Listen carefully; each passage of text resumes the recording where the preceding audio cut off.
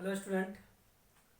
आज की क्लास में हम लोग पढ़ेंगे हेनरी का नियम, उसका क्या क्या एप्लीकेशन है और उसका क्या लिमिटेशन है।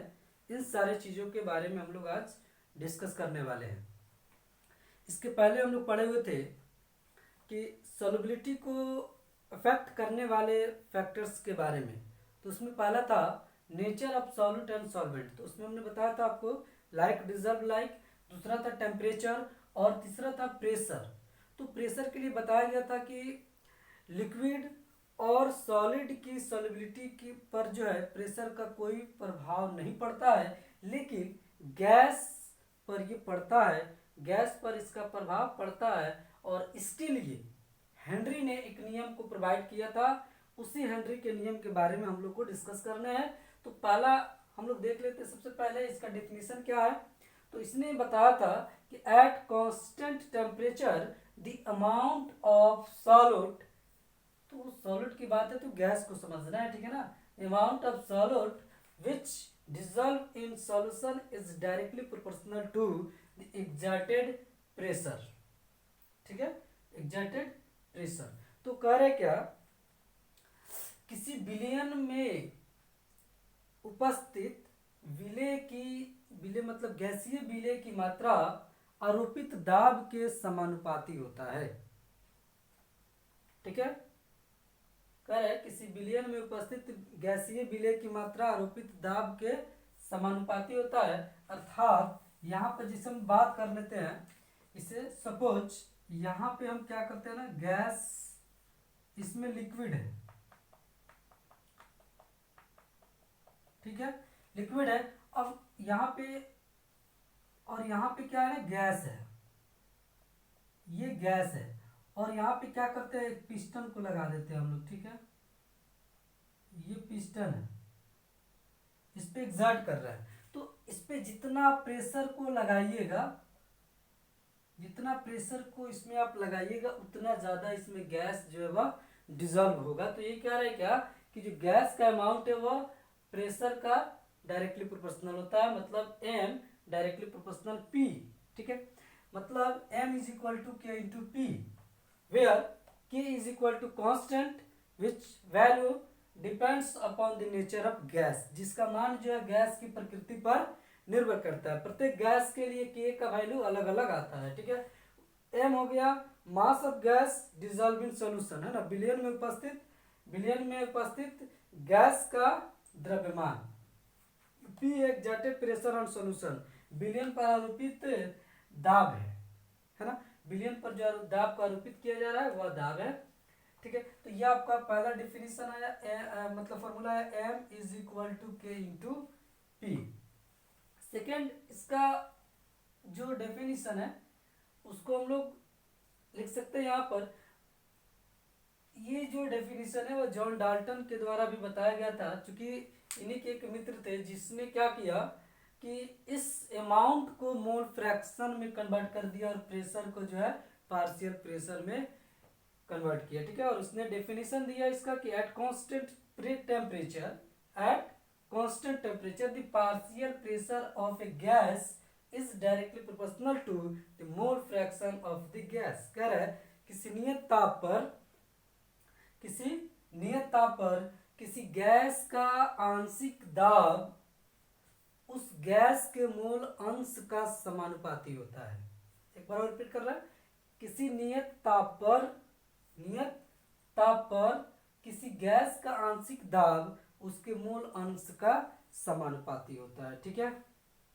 अर्थात पी ए डायरेक्टली प्रोपोर्शनल काई ए, है ना, काई ए, यह प्रोपोर्शनलिटी हटेगा तो यहाँ पे कांस्टेंट टर्म आएगा के एच। मतलब ये हो गया P A is equal to partial pressure of gas A, gas A का आंशिक दाब है, और chi A mole fraction of gas A, मतलब कोई भी गैस ए हो सकता है, जैसे कि आप CO2 gas, hydrogen gas, nitrogen gas, कोई भी गैस एक आप ले सकते हो।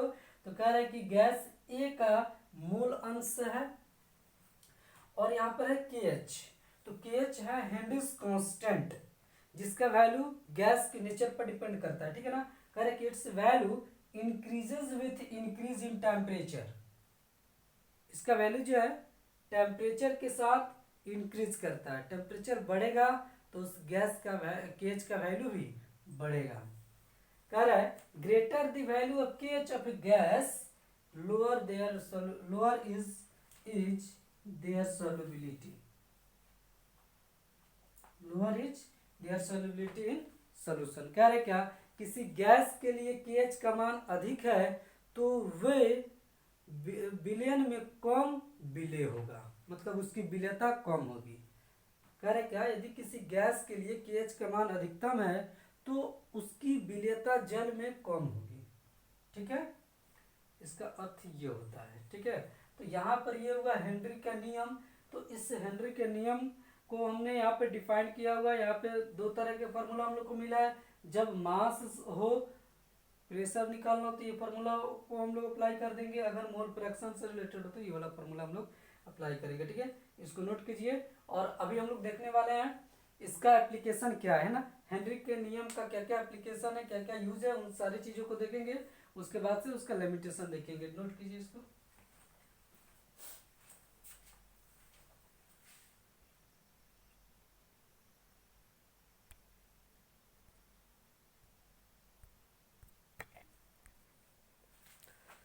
ठीक है, तो चलिए अभी हम लोग देखते हैं एप्लीकेशन ऑफ हेनरीज लॉ, है ना। हेनरी लॉ का क्या क्या अनुप्रयोग है ना, उसके बारे में हम लोग देखते हैं। तो इसका जो है हम लोग देखेंगे पहला कि CO2 gas is filled with soft drink और soda water at high pressure, but when it open gas is rushed out with fizz from the बोतल। आप देखते होइएगा और सोडा वाटर या सॉफ्ट ड्रिंक जिसे पेप्सी कोला, कोका कोला, ये सब जो आता है, थम्स अप, उसमें क्या होता है CO2 गैस को डाला जाता है हाई प्रेशर पे। ठीक है, तो जैसे ही प्रेशर को कम किया जाता है तो गैस जो है, जो CO2 गैस है, वो फैन के साथ, आवाज के साथ वो बाहर निकल जाता है बोतल से। ठीक है, खुलने का मतलब क्या होगा कि वहां पर हम लोग प्रेशर को कम कर रहे हैं। तो जैसा कि प्रेशर को कम करने से गैस की सॉल्युबिलिटी घट जाता है ना। तो इसको आप लिख लीजिए, CO2 gas is filled with soft drink और soda water at a high pressure, but when it open gas is rush out with fizz from the बोतल। कह रहे क्या, सॉफ्ट ड्रिंक या सोडा वाटर में CO2 गैस को उच्च दाब पर भरा जाता है, परंतु जब इसे खोला जाता है तो CO2 गैस बोतल से फैन के साथ बाहर निकल जाता है। ठीक है, चलिए दूसरा चीज क्या कर रहा है, इन डीप सी डाइविंग, जो तैराक होता है, स्क्यूबा डाइवर्स, जो समुद्र तैराकी होता है, वे जो है क्या होता है ना कि अपने साथ जो सिलेंडर लेकर के जाते हैं समुद्र में, आप देखे होइएगा टीवी में वगैरह में, है ना। तो वहां पे क्या होता है कि अपने साथ जो सिलेंडर गैस को लेकर के जाता है उसमें ऑक्सीजन होता है 32.1%, नाइट्रोजन होता है 56.2% और साथ में हीलियम भी होता है 11.7% होता है। ठीक है, तो यहाँ पर जो है अब देख सकते हो कि under sea water pressure is high. इस ग्राउंड लेवल से जैसे हम लोग नीचे की ओर जाते हैं तो प्रेशर क्या होता है, प्रेशर जो है वो बढ़ता है। इसके जैसे ऊपर जाते हैं तो प्रेशर जो है वो घटता है। ठीक है, तो कह रहे कि जैसे हमने नीचे गया, समुद्र के नीचे गया तो pressure high, therefore nitrogen and oxygen dissolve more in blood and give rise to diseases called bends और डिकम्प्रेशन सिकनेस। जैसे समुद्र के नीचे जाते हैं तो वहां पे प्रेशर बढ़ जाता है, जिसके कारण नाइट्रोजन और ऑक्सीजन की जो विलेयता होती है हमारी ब्लड में वो बढ़ जाती है ना। और इसके कारण जो है दम फूलने लगता है, दम घुटने लगता है।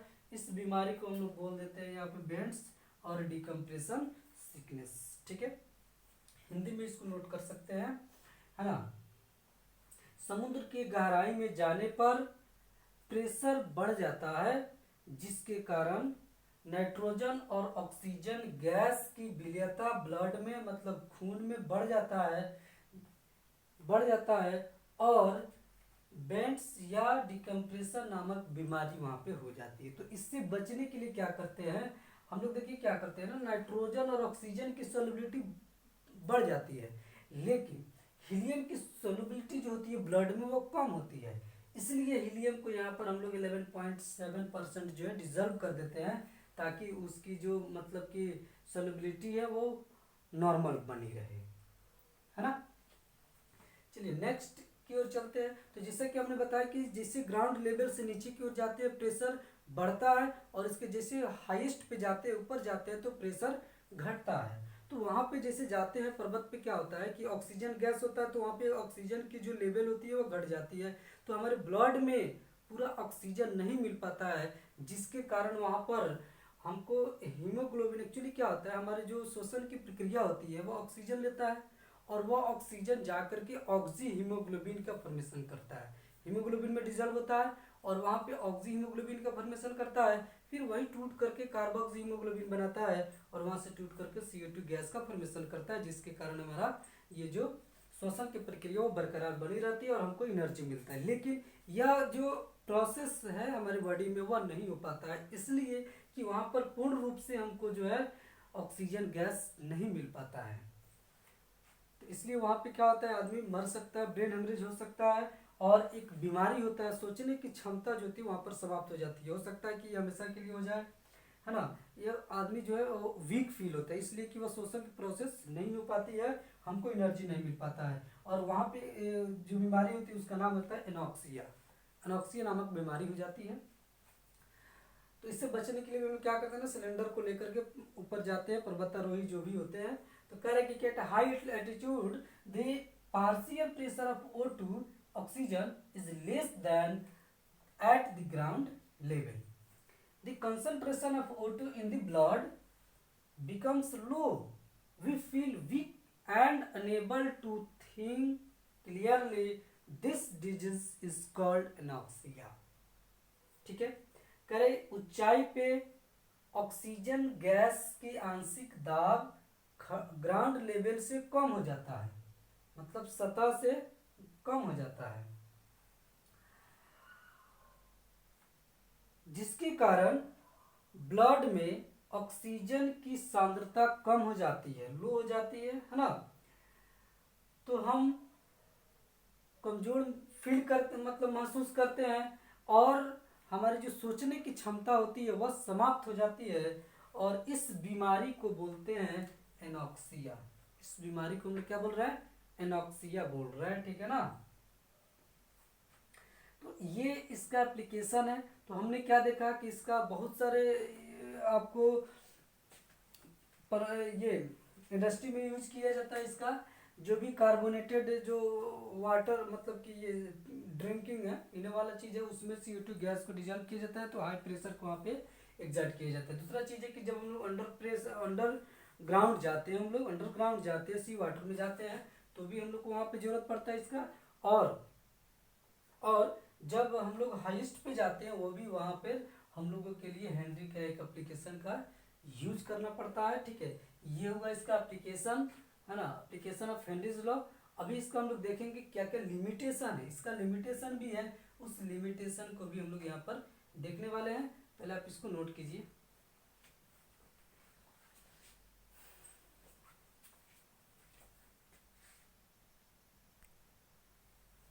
ओके, अभी देखेंगे हम लोग लिमिटेशन ऑफ हेनरीज लॉ, है ना। मतलब इसके क्या क्या लिमिटेशन है, जैसे कि बताया गया था आपको, इसका यूज था, बहुत सारा चीज एप्लीकेशन था, तो इसका कुछ लिमिटेशन भी है कि कब जो है ये हेनरी का नियम लागू नहीं होगा, ठीक है, और कब लागू होगा। तो कह रहे क्या कि this law is valid if, कह रहे क्या कि यह नियम लागू होगा यदि pressure is not high, pressure high होगा लेकिन बहुत ज्यादा हाई नहीं होना चाहिए, ठीक है ना, प्रेशर अधिक उच्च नहीं होना चाहिए।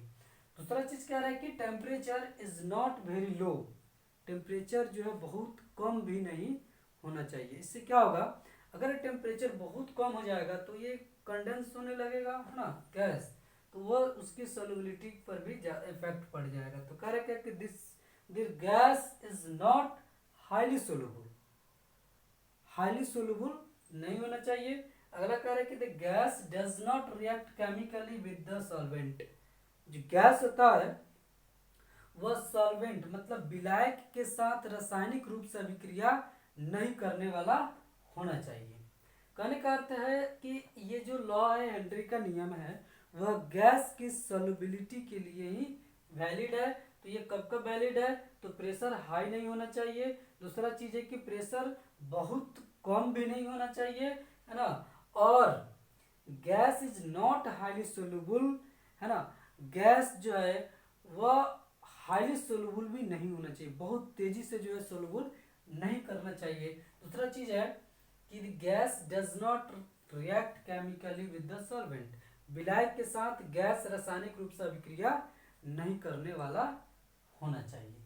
तो ये है इसका लिमिटेशन, है ना। तो हमने क्या पढ़ा, इसका हेनरी का नियम, हेनरी का नियम क्या होता है ना, उसका क्या एप्लीकेशन है और उसका क्या क्या लिमिटेशन है, इन सारी चीजों के बारे में हमने डिस्कस किया, है ना।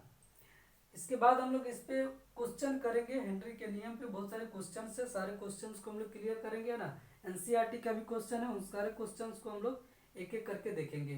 तो यहाँ पर आप नोट कीजिए इसको, और नेक्स्ट क्लास में हम लोग देखते हैं इस पे क्वेश्चन। ओके।